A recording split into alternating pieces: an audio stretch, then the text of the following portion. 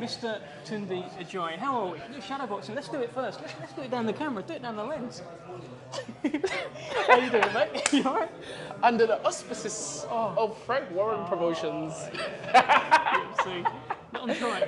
Dev Sahni. Yeah, listen, it was great. I was very, very happy for you. I appreciate it's good. that. It's well done. Well done. Media workout today, bit of a different vibe. There was no screaming lions in the camp. I saw a lot of aggression from Anthony. This is different, right? I actually don't think it's different. I think well, for starters, that weren't a media workout. That was a workout. That was a workout? Yeah, that Ant was, like, I was taking off his gloves and he just, no, I'm putting them back on. We want to do more, which is great for me because it's always how Anthony's been. It's never been, he doesn't work out for the cameras. He works out for himself. And maybe the reason why he didn't hear Lions the camp because Ade had rushed off to work. Yeah. But you're right. You're right. It's the focus is back without the having all the stuff we've had to deal with, and coming back to the gym and working extremely hard. You can see it. You can feel it. And obviously there's the addition of James Cook. So I'm very, very happy that Ant is like this. Because, when Ant is like this and the team is like this, we can expect excitement. I could feel it. I could feel there was a steely determination about him. The way he's hitting bags, the way he's just going about his business. Yes. Not a lot of smiling, not a lot of joking around. As you said, it was just a workout and there happened to be cameras here. Yes. Does it feel different in this camp compared to the two camps last year after everything that happened? Absolutely. Absolutely. I just feel that nobody knows what Anthony went through. We heard about the stories, but as an individual, who feels it knows it. And I think that even with the Spellman fight, because he had tragedies before the Spellman fight, if you look at that fight, going into the Arthur fight, that wasn't Anthony. Or we know that wasn't Anthony. And that's just because of the experience that he was going through. And, you don't know how you're going to deal with something until you experience it. And so now that's done, now that's over, and we've moved forward, you can see that that energy is back about Anthony. The kind of energy whereby if you don't know him, you don't know whether to approach him and say something or whether to just, that guy, I don't want to be rejected from him. That's the kind of energy. It's a serious. Even someone from Manchester phoned me, said, I can feel it. You can feel the aura back. And that's what Anthony Yarde always brought to the dance. It's an aura about the young man. And it's great for us, and it's going to be even greater for the Frank Warren viewers and the BT Sports viewers. I'm looking forward to it. I'm looking forward to it too. I mean, Anthony talked about last year, he went off to Mexico, actually the start of this year, did a bit of soul searching. Yes. Long, hard conversations with himself. Said he had conversations with you, with the team. Yep. Did you do some soul searching? Did you have some conversations with yourself? Oh, absolutely. Absolutely. It depends what you're talking about. It depends what I'll be honest with you. I was always worried about Ant. I was never really, I'm selfless. I put myself last in all situations. Always have been. Before I met Anthony, I'm always thinking about another person. And for me, it was just, that's my little boy in there. You understand? I don't want to call him a little boy because I might get smacked in the face. But, that's Ant. That's someone who I care about a lot. And but I also know that he's a man. He has to deal with things himself. And what was hard for me was just keeping silent, and watching him have to go through that and develop as a human being. Because as you can see, he's come back a better, stronger, more experienced person. So that was tough for me. For me, personally, all it was is, I don't like keeping too many people around me, but there were certain people that I said, nah, you have to go. You have to go.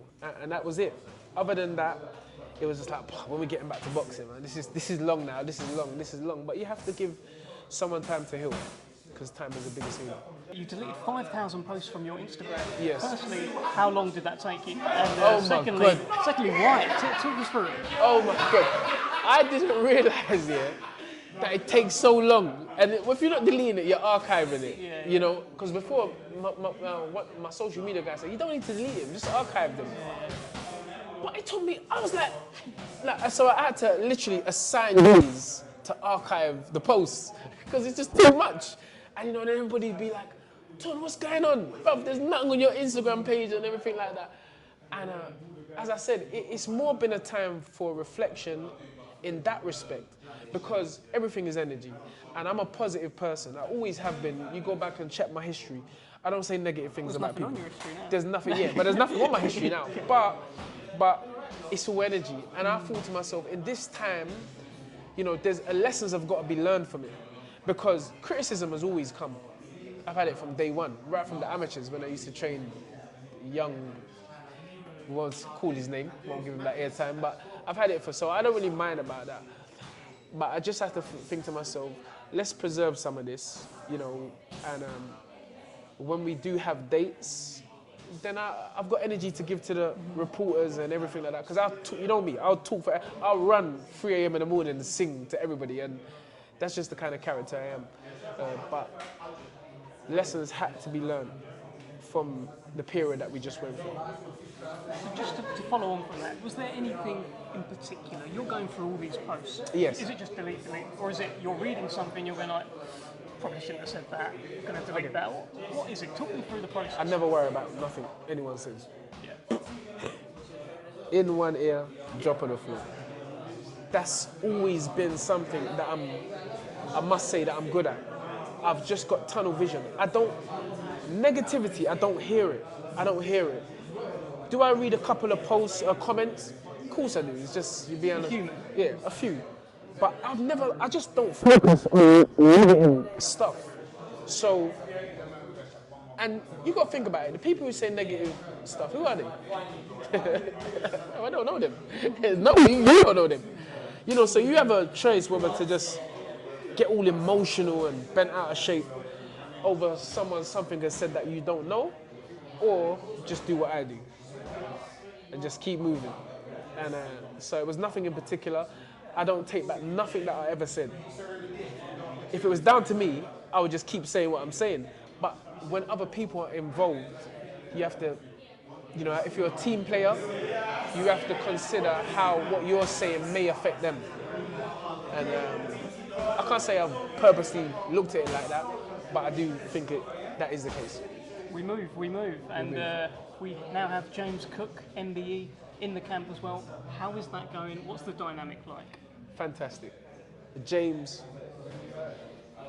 he's just a beacon of knowledge, a beacon of light, and someone that, the biggest room is a room for improvement. I'm going to say that again. Preach. Say it for those at the back. Say it for those at the back. Say it. You never get an amen. The biggest room is the room for improvement. So, sometimes you need others within your group to improve or add on. And James has been that. And because he's so experienced, because he's older than us, and because he's seen more fights than us and been in boxing longer than us, he can actually just look at the situation, wait for everybody to calm down and say, yeah, me like that. But when you step over to the left, move back to the right, and then 1, 2, 3, 4. Great guy. And I'm going to learn a lot from him. I've heard you say in a couple of interviews that when you started out, you've never had that sort of more senior figure that you can go to for advice, and you said for some reason that's never happened. Have you ever sought that? Have you ever looked for advice? Because you've always been quite headstrong. It's going to be Tunde's way. Yes. So is that the reason you've never had anyone kind of helping you? No. It's because I didn't go with how boxing is usually done. Like I didn't do an ABA coaching course, and so you're always going to get cynics, you're always going to get people that are going to doubt you. So I think maybe it was because of that, you know. And as we went, you know, Anthony said it, you know, nobody wasn't saying nothing when he was knocking everybody out, you know. But then what happens is you leave yourself open, you know, and people going like that. Everybody's supposed to retire undefeated. You know, the greatest fighters have losses. I think with me, because of the way it panned out, people were quick to say, see, I told you that doesn't work. I told you that don't work. All that pitter-patter stuff, it doesn't work. So it comes with the territory, and I love it. So that was a split decision loss to Yes. Lindenau for the last fight. If one of the other judges had gone with Anthony Yarde would have won. So Yes. tell me this. If the result had gone that way, fight exactly the same, but one of the judges gave it to Yarde, would there be any changes at all? Would James Cook be in the gym today? Well, this is the beauty of something happening which you don't expect. Because everything that happens in life, there is a positive and a negative. Nothing can exist without a positive and a negative. So we actually looked on what was seen as a negative and took the positive out of it. But with this kind of hurt a little bit more. And I think that we just looked at ourselves, Andy looked at himself, I looked at myself, and he said, you know what, it's time for a bit of a change, you know, and what better person than James Cook, because he is kind of like family to us. You know, we've known him, Ant's known him before he turned professional, and I've known him for a long time because we all grew up in the same area, and they were a family, the Cooks are a family that very well respected in our area. Do you feel as though this was kind of on the horizon then anyway? Even if you know, one of the judges had given it Yes. to Anthony as well, you were looking to improve the camp to take it to the next level? I don't think so. I only think, you know, you don't change unless something goes wrong. You know, the adage is, if it's not broke, don't fix it. So if we're winning, why would you change it? Roy Jones said the same thing. Roy Jones said, I'm winning. So what am I changing it for? And I think it's just the same. I just think that, you know, when things happen, there's always lessons to learn in it. Because you lose, it doesn't mean you change your trainer. Because that's what a lot of these young kids do. Maybe you look at yourself. If everybody is self-critical, they look at themselves and see where they can improve, and you stay together as a team, especially if each individual in that team is hard-working and want the same goal. How important is it for you to get that rematch with Lindenau? Nothing's personal. It's business. It's business. And remember, we didn't need to fight him in the first place. But it was their night. You know, I've never said nothing negative about that. It was their night, and I just think for Ant wants to right that wrong, because, you know, Ant knows he can do 100 times better than that, and he'll get the opportunity after this fight. And this version of Anthony Yarde, what happens in there against Lindenau in a rematch? We'll just have to wait and see. I knew you weren't going to give me enough, but I could July tell. 10th. I could tell. First, get that out of the way, one step at a time. One step. This is boxing. Anything can happen. You don't know what can happen in life. You just have to just take one fight at a time. I've got to ask you, because I've been watching some of your interviews, obviously, and one of the things you talked about before was already having been to the top of the mountain. Yes. Because you fought Kovalev, and Yes. you know, you started from nothing, and Yes. you know, very limited amateur fights. How on earth can this guy get into a world title fight, get paid all this money to fight Kovalev? Yes. Is there part of you that feels like you've already won? Yes. It's all about ambition. Our ambition is not just to fight for a world title. Our ambition is to win a world title. And so in that respect, we're not fulfilled. We ain't going to be fulfilled. Andy's got personal goals, I've got personal goals. It is good that we got there, because as I said on another interview, just look at the light heavyweight division in this country. Callum Johnson, 8 years. Craig Richards, 5 years. Just to fight for a world To title. fight for a world title. And we've done it already. So it's like I say, A wise man does at the beginning what a fool does at the end. Say it again, come on. I'm coming with this. The lyrics are coming out. The bars. A wise man does at the beginning what a fool does at the end. And we've been there. We've been there. We wasn't successful, but we was successful in the respect that we just two guys with thoughts in our mind of, you know, the sport of boxing and loving it and reaching to those magical nights. So we've won. You know, we've won in that respect. Light for people from this kind of environment and other environments, not just in London, but all over, Manchester, wherever. You know, so we've definitely won, and we hope to keep shining the light as long as we can. And we know that comes with equal work. Whatever you want, you have to put in the equal and opposite amount of work. So if we want to achieve heights, continue, we just got to keep working hard and hard and hard. And that's it. There's no secret. There's no magic book. Hard work. The harder you work, the luckier you get. Well, we've been seeing Anthony today work very hard. Yes, sir. Tell us what's going to happen on July 10th at the Royal Albert. Tune in to BT Sports live and watch Anthony Yarde do what he normally does, which is entertain the fans. Thanks for speaking to us. Oh, you got something else? You got some more bars? I was gonna say. Come on, I was gonna say. Come on, what you got?